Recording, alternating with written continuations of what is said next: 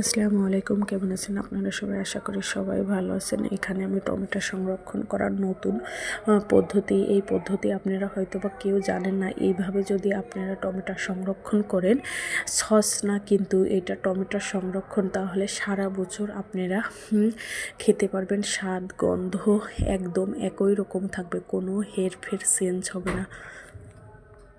এইভাবে আমরা সংরক্ষণ করে রাখি, সারা বছর খেয়ে থাকি। আর এইটা আপনারা সংরক্ষণ এভাবে করতে পারেন। আমি এখানে 17 কেজি টমেটো নিয়েছি। টমেটো প্রথমে ধুয়ে পানি দিয়ে তারপরে আপনার হালকা পানি দিয়ে সিদ্ধ করতে দিয়েছি, একদম হালকা। আর উপরে লবণ ছিটাই দিয়েছিলাম যাতে আপনার উপরের খোসাটা এড়িয়ে নিয়েছি। তারপরে যে হাত দিয়ে একটু মাখিয়ে তারপরে ব্লেন্ডার করে নিব। এভাবে আপনারা রাখতে পারেন। আর সসটার সিস্টেমটা আলাদা, সস আর আমি করিনি, এইভাবে টমেটো সংরক্ষণ করছি। এটা আপনারা পাঙাশ মাছ বলেন, মাংস বলেন, তারপরে ছোলা, যে কোনো তরকারি রান্নার ভিতরে আপনারা দিয়ে খেতে পারেন। একদম সুস্বাদু, কোনো রকমের আপনার সেন্স নাই, এই স্বাদের একই রকমের। তারপরে এই দেখেন আমরা সেঁকে নিচ্ছি। এইভাবে প্রত্যেকটা প্রসেস একের পর এক আপনাদের সঙ্গে শেয়ার করছি। এখানে অনেক টমেটো দিয়ে আমরা এভাবে রেখে দেবো। নর্মাল ফ্রিজেও রাখতে পারেন, আবার ডিপেও রাখতে পারেন, কোনো সমস্যা নেই। যেভাবে আপনারা রাখতে পারেন সেভাবেই থাকবে, ডিপে বা নর্মালে। এইভাবে টমেটো সংরক্ষণ করা আসলে খুব সহজ। আর যাদের ডিপে জায়গা থাকে না, অল্প জায়গা থাকে, আপনারা একদম ব্লেন্ড করে সিদ্ধ করে ব্লেন্ড করে তারপরে এইভাবে আপনারা বোতলে, যে কোনো বোতলে, কাচের বোতলেই হোক বা প্লাস্টিকের বোতলেই হোক, বোতল ভরে আপনারা ফ্রিজে সংরক্ষণ করতে পারেন। ডিপেও কিছুটা রেখে দিতে পারেন, নর্মালেও রেখে দিতে পারেন, কিন্তু সবভাবেই থাকে। এখানে আমরা লবণ দিয়ে নিচ্ছি। একদম সব টমেটো ব্লেন্ড করা শেষ, ছাকাও শেষ।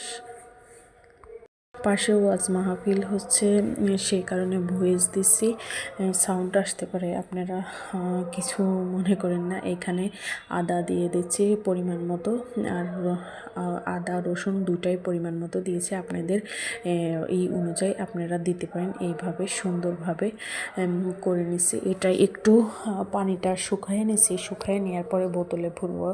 একদম বেশি টমেটোর ভিতর থেকে তো পানি বেরো, আর দেখছেন কতটা বেশি বের হয়েছে, ওইটা ছাকার পরে ওই পরিমাণ হয়েছে। আসলে 17 কেজি টমেটোর থেকে এতটা বের হয়েছে। এখন দেখেন এইরকমভাবে আমরা জাল করে তারপরে এটা আবার বোতলে ভরে নিয়ে নর্মাল ফ্রিজে বা ডিপ ফ্রিজে সংরক্ষণ করবো। আমি সামনে রোজা আসতেছে, আপনার টমেটো ওই 4 খণ্ড করে ডিপে রাখার থেকে এইভাবে রাখাই আমি বেশি বেটার মনে করি, সেই কারণে আমরা এইভাবে রাখছি। আর ওইভাবেও রাখা যায় আসলে। এইভাবে একদম প্রসেস করে রাখলে রোজার ভিতরেও কাজটা সহজ হয়, যে কোনো সময় এরকম করে কাজটা সহজ হয়। আর আপনার আস্ত টমেটো ওইটা আবার হালকা একটু সিদ্ধ করে উপরের খোসাটা ফেলে দিতে হয় না, এছাড়া তরকারি রান্না করলে খোসাটা ভিতরে থাকে, দেখতেও খারাপ দেখা যায় আর খাইতেও আমার কাছে ততটা ভালো মনে হয় না। তবে এইভাবে আপনারা সংরক্ষণ করতে পারেন, একদম সহজ ও ভিন্ন প্রসেসে এইভাবে রাখতে পারেন। একদম স্বাদ গন্ধ একই রকম থাকবে, এর কোনো চেঞ্জ হবে না। কথার ভিতরে একটু হয়েছে, আসলে কোনো রকমের সমস্যা হবে না। মাশাআল্লাহ সুন্দর। এইভাবে আপনারা প্রত্যেকটা স্টেপ বাই স্টেপ এভাবে করে রাখতে পারবেন। দেখেন 17 কেজি টমেটো 5 লিটার, আর ওইটা 5 লিটার একটা সরষের তেলের বোতলে ভরছি। ছোট ছোট বোতলে অনেক জায়গা নেয়, তো সেই কারণে ওই বোতলে ভরছি, আর এই 2টা কাচের বোতলে ভরছি। এইভাবে রেখে দিচ্ছি। আর সামনে রোজা, তো রমজান মাসে বেশিই লাগবে সব কিছুই, সেই কারণে ওই 5 লিটারটার থেকেই আগে শুরু করব খাওয়া, যার কারণে 5 লিটারটা রেখে দিয়েছি। এই দেখেন আমি নর্মাল ফ্রিজে সংরক্ষণ করছি। দেখেন একদম সুন্দর থাকবে, কোনো রকমের চেঞ্জ হবে না। আমি অনেকটাই রস শুকিয়ে নিয়েছি, শুকিয়ে নিয়ে এভাবে রাখা হচ্ছে। আশা করি এইভাবে আপনারা প্রত্যেকটা স্টেপ বাই স্টেপ করবেন।